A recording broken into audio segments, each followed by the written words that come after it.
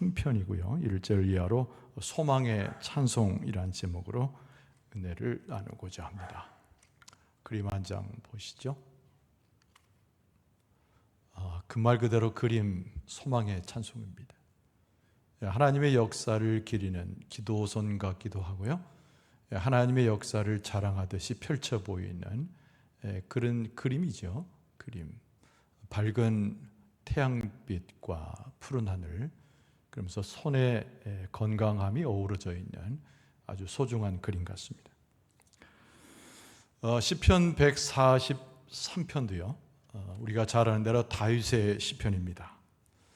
근데 다윗의 시편의 전체적인 특징이 고난과 어려움을 동반한 그 배경을 하고 있는 것이 다윗의 시편의 대부분의 주제를 차지하고 있습니다. 주변에 포진하고 있는 다윗을 괴롭히는 수많은 악들, 그리고 많은 적들 때문에 위기와 고난, 그것이 다윗의 형편이었습니다. 오늘 시편 말씀은 다윗의 당연한 기도입니다. 하나님 앞에 탄원하고 탄식하는 그 영적인 상태를 유감없이 발휘해지는 시편 중에 또 한 편이지요. 그러면서 돋보이는 다윗의 심정은 겸손함입니다. 그리고 하나님 앞에 모든 것을 드러내고자 하는 그의 신앙의 고백도 함께 담겨 있습니다. 그래서 모든 애워싸고 있는 적들을 바라보면서 이 강력한 하나님의 응징과 이 모든 문제를 해결해 주시라고 하는 하나님 앞에 깊고 넓은 탄원이 오늘 본문의 말씀의 주를 이루고 있습니다. 시편 143편은 오늘 우리가 함께 보면서 주의 능력을 확인하지만은 2000년엔 초대교회도 시편 143편을 하나의 사순절이 시작되는 제의 수요일 밤에 그들이 모여가지고 시편 143편을 돌려가면서 읽었다는 기록이 있습니다. 초대교회의 핍박이 얼마나 컸겠습니까? 그들의 삶 자체가 얼마나 고단하고 힘들었겠습니까? 그럼에도 불구하고 사순절을 시작하는 제의 수요일에 시편 143편을 함께 읽으면서 다윗의 심정과 하나님의 능력을 동일하게 경험했던 것이 우리의 신앙의 선조들의 모습입니다. 자, 오늘 본문의 말씀은 하나는 소망이고 하나는 찬송이고요. 이 모든 것을 극복해내는 하나님의 역사가 이 다윗의 시편 속에 녹아 있습니다. 다윗은 오늘 시편을 통해서 무엇을 노래하고 기도했을까요?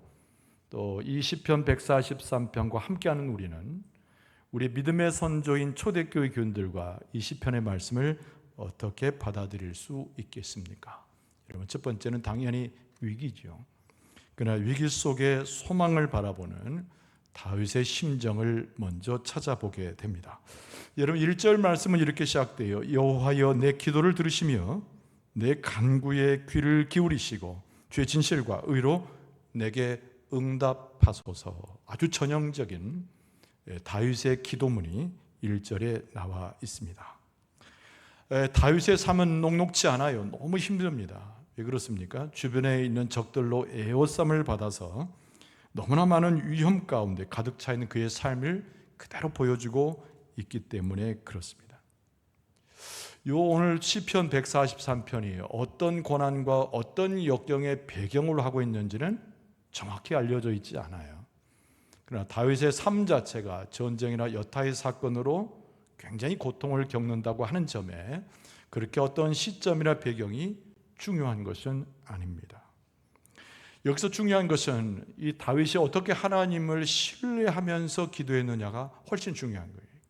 기도할 때 들으시는 하나님, 그리고 응답하시는 하나님, 능력을 가지고 와서 다윗 자신과 함께하는 그 하나님을 고백하면서 오늘 하나님 앞에 기도했다는 것이 매우 중요합니다.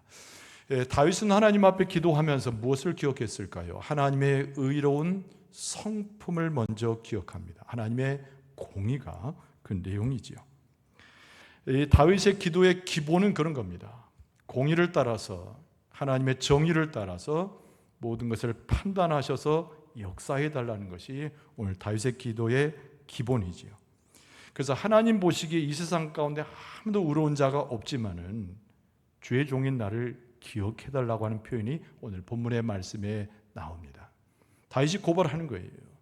얼마나 많은 사람이, 심지어는 이스라엘 백성이라고 일컬어진 사람들 중에도 하나님 당신의 기준에서 볼 때 의로운 자가 아무도 없습니다. 이 고백을 먼저 합니다. 여러분 2절 하반절에 그렇게 되어 있어요. 주의 눈 앞에는 의로운 인생이 하나도 없나이다. 대단한 통찰력이죠. 이 다윗의 고백만이 아닙니다. 여러분 신약 성경에도 이미 이 사도 바울을 통해서 모든 사람에 걸쳐져 있는 죄악에 대한 고발의 표현이 나오고 있지요. 우리가 잘 아는 로마서의 3장 23절에 모든 사람이 죄를 범하였다. 그래서 하나님의 영광에 이르지 못하는 형국이 세상의 모습이다라고 사도 바울이 고발하듯이 하나님 앞에 고백하고 로마에 있는 교인들에게 편지하는 내용의 글이 나옵니다. 그러나 오늘 본문의 말씀은 세상에 있는 것들이 다 죄악이고 하나님 앞에 올바르지 못하다는 것을 고발하고자 하는 다윗의 그런 심정보다는 바로 이런 속에서도 그래도 나를 기억해 달라고 하는 다윗의 간절함이 있습니다. 하나님의 자비를 구하는 것이지요. 그 공의 가운데서 그 공의를 비껴 나갈 수 있는 하나님의 종인 나를 기억해 달라는 겁니다. 그래서 2절 상반절에 보면은 주의 종에게 심판을 행하지 마소서, 이런 기도가 따르는 것이죠. 모든 사람이 죄악에 있습니다. 모든 사람이 범죄하고 하나님의 기준에 합당하지 못합니다. 나도 별 수 없지요 하나님. 그러나 나는 주의 종 아닙니까? 그래서 그 심판을 면하게 해주세요 라고 간절한 마음으로 하나님의 자비를 붙들고 있습니다. 그러니까 자기 내면의 심령의 상태가 몹시 상한 상태지요. 그러나 하나님의 자비를 구하면서 그 영혼의 비참함을 하나님께 아뢰고 고백하고 있는 바로 시인 다윗의 기도입니다. 여러분 4절에 이렇게 나와 있어요. 그러므로 내 심령이 속에서 상하며 내 마음이 내 속에서 참담하니이다. 이것이 다윗의 고백적인 기도입니다. 숨기지 않는 다윗의 고백적 기도예요. 그러면서 자기의 영혼이 비참하게 되었다는 것을 설명합니다. 단순히 육체적 굴레라든가 내 마음의 상한 정도라든가 군사가 없어서 다시 재기할 수 없다는 나의 형편을 구하기보다는 내 영혼이 비참해졌다는 거예요. 이것이 하나님과 잇대어 있는 다윗의 영성의 한 부분이기도 합니다. 그래서 다윗은 하나님의 역사 가운데서 내가 까닭없이 고통받았던 과거를 쉽게 회상하지요. 제일 대표적인 것은 사울에 의해서 도망자의 신세가 됐던 모습입니다. 억울하잖아요. 아무런 이유 없이 쫓겨다녔던 나의 모습은 내 영혼을 상하게 했다는 겁니다.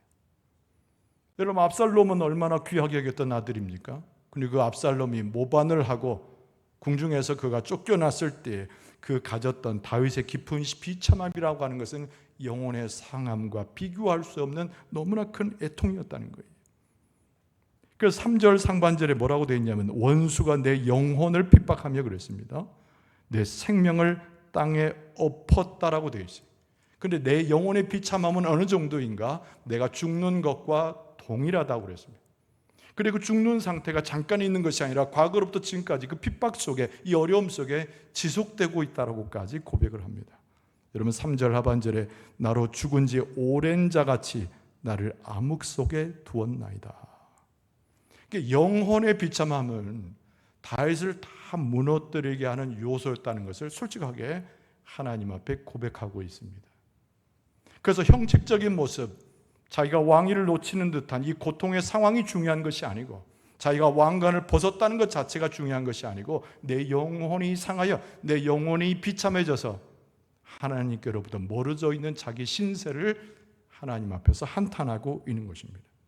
여러분 영혼이 피폐되면 어떻게 돼요? 정신도 피폐되고 마음이 피폐되고 내 삶 자체가 무너져 가게 되어 있습니다. 우리의 삶 속의 아름다움은 영혼이 건성할 때 가능한 거예요. 우리의 삶이 튼튼하면 우리의 삶이 영원하고 하나님 앞에서 아름다운 모습을 갖는 것은 영혼의 모든 것이 기인한 것이에요. 근데 다윗은 자기 영혼이 비참해지고 아름다움도 잃어버리고 삶 전체가 무너져버린 상태가 현재 모습임을 하나님 앞에 고하고 있습니다. 저는 우리의 눈으로 볼 때는 육체의 모습이 무너진 것 같아도 내 생각이 잠깐 방황하는 것 같아도 그 근본적으로는 우리의 영혼의 비참함의 모든 원인을 가지고 있어요. 여러분에게 축복의 말씀을 드리면 오늘 하나님 앞에 예배하면서 주의 말씀을 듣는데 주의 말씀 가운데 피폐된 영혼이 하나님의 만져주심을 통하여 회복되는 은혜를 입게 될 줄로 믿습니다. 그래서 오늘 다윗이 하나님 앞에 나가면서 반전을 이루는데 다윗이 하나님 앞에 있기 때문에 기도를 해도 하나님 앞에 고백적으로 기도하고 있기 때문에 겸손히 낮아졌기 때문에 하나님을 찬송하는 심령으로 바뀌어지는데 그것이 바로 영혼으로 올려지는 찬송이에요. 이 입술로 하는 찬송이 아닙니다. 그냥 곡절을 생각하는 그런 찬송이 아니고 영혼으로부터 올려지는 찬송을 드려요. 여러분 5절 말씀에 보면은 내가 옛날을 기억하고 주의 모든 행하신 것을 읊조리며 주의 손이 행하는 일을 생각하고 주를 향하여 손을 펴고 내 영혼이 마른 땅같이 주를 사모하나이다. 굉장히 아름다운 시잖아요. 이 앞에서의 고통 그리고 자기의 심령과 영혼이 깨어지는 모습 속에 다윗은 반짝거리며 무엇을 발견하냐면 하나님을 찬송할 이유를 찾습니다. 그것이 생각이 아니고 자기의 판단이 아니고 영혼 속에서 우러나오는 찬송으로 하나님 앞에 드려지고 있다는 거예요. 그런데 5절의 시작은 무엇으로 시작됐냐면 내가 옛일을 기억한다 이 표현입니다. 여기서 지금 다윗이 기억하고 있는 하나님과의 관계에 있어서 옛일이 무엇일까요? 잘 되었던 때입니다. 즐겁고 평안한 때입니다. 하나님의 도우심과 인도하심 가운데 행복했던 그때를 생각하는 거예요. 그래서 5절에 뭐라고 되어 있어요? 내가 옛일을 기억하고 주의 모든 행하신 것을 읊조리고 주의 손이 행한 일을 생각하고 이렇게 되어 있습니다. 그런데 여기 모습 속에는 다윗이 굉장히 번민하는 그의 심령의 상태를 보여주고 있는 거예요. 왜냐하면 지금 현재는 내가 영혼이 상하고 내가 현재의 모습은 죽게 되었고 마치 죽은 자의 모습이거든요. 근데 과거 일을 생각해 보니까 과거 일은 내게 행복했었고 하나님이 함께 하심으로 복을 누렸고 은혜를 누렸던 삶입니다. 그러니까 과거 옛 상황과 지금 상황 간극은 너무 커서 이것이 감정과 자기의 삶에 있어서 갈등을 일으키는 요소가 되는 것입니다. 그래서 다윗의 마음 가운데 착안하여 하나님 주신 선물이 있는데 그 영적인 영혼이 하나님과 관계하면서 하나님의 지혜를 주셔서 내리는 판단이에요. 우리가 영혼이 피폐됐다고 느껴질 때, 그러나 왠지 우리의 영혼이 하나님을 찬송할 때, 옛일을 기억하면서 정신이 없어질 때, 여러분 잘 기억할 수 있어야 됩니다. 무엇을 기억하는가? 나의 과거의 일은 내가 걸어왔던 길이 아니고 하나님께서 나의 길을 책임지셨던 과거요 현재인 줄로 믿습니다. 그래서 오늘 본문의 말씀 5절의 가장 핵심적인 것은 하반절에 주의 손이 행하는 일을 생각했다라고 하는 표현이에요. 여러분 우리 인생은 내가 책임이라고 생각하면 우리 인생을 내가 걸어왔던 길로 착각하게 되면 얼마나 그 삶의 짐이 내 어깨를 짓누르는지 모릅니다. 과거에 행복했던 삶도 기뻤던 삶도 내가 어떤 일을 행하였던 것의 결과라고 생각을 하면 현재의 슬픔과 어려움은 더 많이 내게 괴로움을 줄 수 있는 거예요. 그런데 다윗은 여기서 하나님의 지혜를 얻어서 깨닫기를 주의 손이 행하는 일을 내가 아주 깊이 생각한다는 겁니다. 과거에 내가 하나님으로 인하여 영광을 얻었고 내가 과거에 하나님으로 인하여 기쁨을 얻었고 하나님께서 내게 복을 주시고 은혜를 주신 결과로 과거의 삶이 나는 항상 영적으로 풍요했으니 내가 현재 고통을 겪고 있어도 고난 중에 있어도 이것이 나의 역사가 아니라 하나님이 주관하시는 나의 인생이고 역사라는 것이죠. 그래서 다윗이 여기서 고백하는 거예요. 나의 손이 아니라 주의 손이, 내가 행한 것이 아니라 주의 손이 행하는 일을 생각한다는 거예요. 그 신중히 생각하는 겁니다. 여기서 생각한다는 것은 단순하게 스쳐 지나가듯이 뭔가를 깨닫는다는 이야기가 아니라 아주 깊이 묵상하고 아주 깊이 생각한다는 어원을 가져요. 얼뜻 생각하면 내일 같고 얼뜻 생각하면 어떤 일로 인해서 내가 고통당하는 것처럼 보이지만 깊이 생각하고 깊이 묵상하고 깊이 영적으로 들어가다 보면 하나님과 그 영혼이 있다 하서 하나님의 행하신 일과 하나님의 주관하신 일과 내 인생은 하나님의 것임을 깨닫게 된다는 겁니다. 할렐루야. 그러니까 이 다윗이 이루고 있는 이 찬양의 근본은 자기가 어떤 환경이 변화돼서 찬양하는 것이 아니에요. 그냥 기도하다 보니까 기분이 좋아져서 하는 찬송이 아니라 그 영혼의 찬송은 딴 것에 있는 것이 아니라 내 힘이 아닌 주의 힘이, 내 인생이 아니라 하나님이 책임져 주시는 내 인생이 하나님의 행한 일을 생각했기 때문에 그 마음 가운데 하나님 앞에 영혼의 찬송이 올라가는 거예요. 그래서 다윗이 기도와 찬양으로 하나님 앞에 어떻게 하냐면 손을 높이 들고 하나님을 찬송하게 됩니다. 오늘 6절 말씀에 보니까 주를 향하여 손을 펴고 내 영혼이 마른 땅같이 주를 사모하나이다. 여러분, 이 손을 펴고 든다라고 하는 것이 얼마나 중요한지 몰라요. 여러분, 손을 펴고 들면은 만세하는 겁니까? 만세. 아무 의미 없는 만세하는 거예요. 손 들고 있으면 뭔가 장엄하게 보이기 때문입니까? 아닙니다. 우리가 손을 펴서 들고 있으면, 우리의 영혼이 손을 펴서 들고 있으면, 우리의 심령이 손을 펴서 들고 있으면 하나님께서 우리의 두 손을 붙잡아 주실 줄로 믿습니다. 그러니까 주를 향하여 손을 편다라는 6절의 말씀에 바로 이 다윗의 찬송은 다른 것이 아니라 내가 손을 펴서 하나님 앞에 손을 들고 영혼의 찬송을 드리니 하나님 당신께서 내 손을 붙잡아 주셔서 나로 하여금 하나님 당신이 계신 곳으로 불러 주옵소서. 이 고백인 거예요. 여러분, 하나님께서 우리를 너무 사랑하셔가지고 죄 많은 우리 가운데 누구를 보내셨어요? 예수님을 보내셨잖아요. 믿습니까? 예수님께서 이 땅에 오셔서 어떤 일을 하셨습니까? 병자를 직접 만나셔서 머리에 안수하셨어요.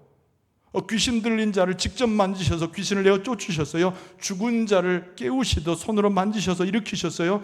예수님의 손길과 만져주심 역사는 생명의 역사고 깨우는 역사고 회복시키는 역사잖아요. 그러니까 하나님께서 우리의 손을 붙잡아 주시는데 따르게 붙잡아 주시는 것이 아니라 우리의 영혼이 찬송을 하면서 우리의 손을 높여서 하나님을 닫고자 할 때 예수님께서 우리에게 찾아오셔서 그 손으로 우리를 만져주셔 우리를 회복시키시고 우리를 이끄신 것처럼 하나님께서 우리의 두 팔을 붙잡아 주셔서 우리의 영혼의 찬양이 하나님께 드려져서 회복될 수 있도록 역사하여 주실 줄로 믿습니다. 그래서 오늘 본문의 말씀의 후미에 이제 하나님 앞에서 확신을 갖는 다윗이 하나님 앞에 일종의 탄원서 한 장을 더 올리게 됩니다. 그것이 여러분 7절 상반절인데 여호와여 속히 내게 응답하소서. 할렐루야. 따라서 봅시다. 여호와여 속히 내게 응답하소서. 근데 이 말을 가만히 보면 불신의 말같이도 들려요. 왜냐하면 하나님께서 정하신 바가 있고 하나님의 뜻에 다 구원하시기 때문에 우리를 기다려야 된다는 생각을 하기 쉽습니다.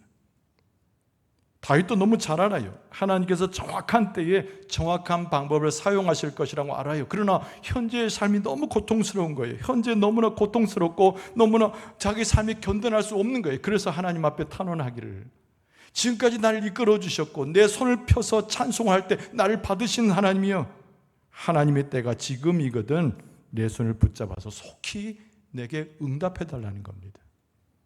그리고 하나님의 손에 붙들려 올라가서 우리가 무엇을 경험할까요? 하나님의 얼굴 빛을 보는 은혜를 경험하게 될 줄로 믿습니다. 그 7절 하반절에 주의 얼굴을 내게서 숨기지 마소서. 여러분, 하나님 편에 갈 때 주의 밝은 얼굴 빛을 대하고 내 손을 붙잡아 주시고 속히 내 삶의 문제를 해결하시는 하나님의 은총을 체험하게 될 줄로 믿습니다. 여러분, 가장 불행한 사람이 어떤 사람인 줄 아십니까? 돈 없는 사람인가요? 다른 사람들한테 대접받지 못한 사람이 불행한 사람인가요? 요즘 정치인들 난리를 핍니다만 권력 잡지 못하면 불행한 사람인가요?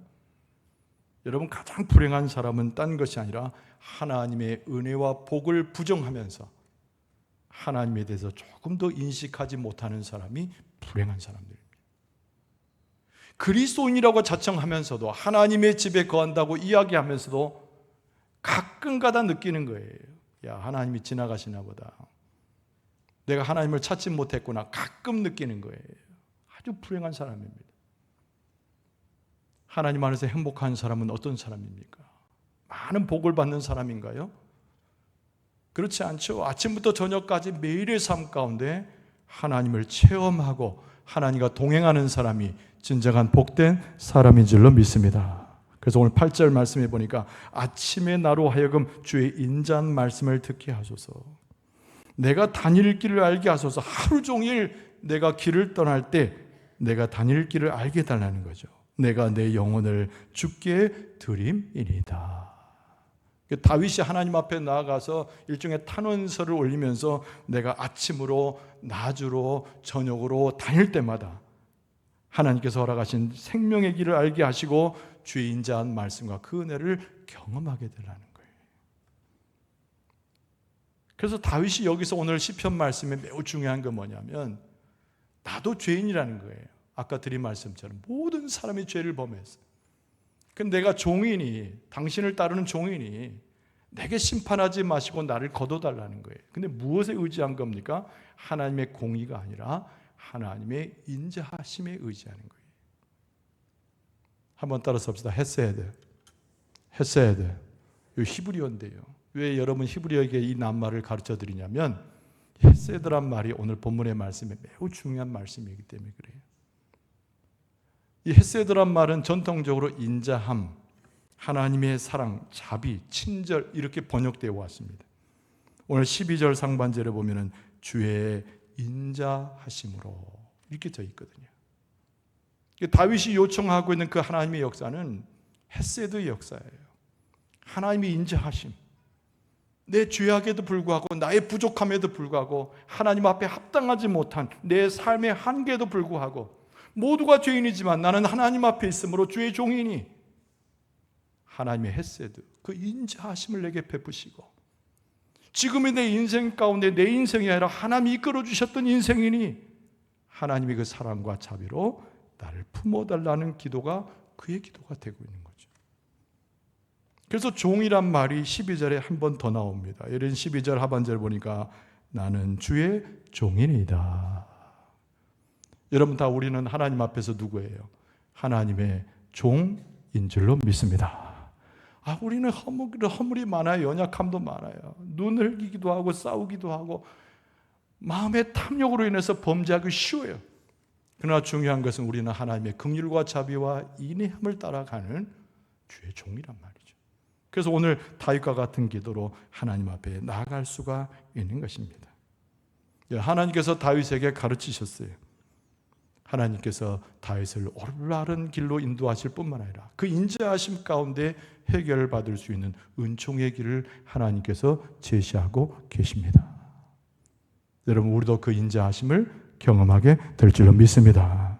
오늘 본문의 말씀이 12줄입니다만 그 중에 8절이 너무 중요해요. 8절 말씀을 한 번 더 읽어드리면 아침에 나로 하여금 주의 인자한 말씀을 듣게 하소서.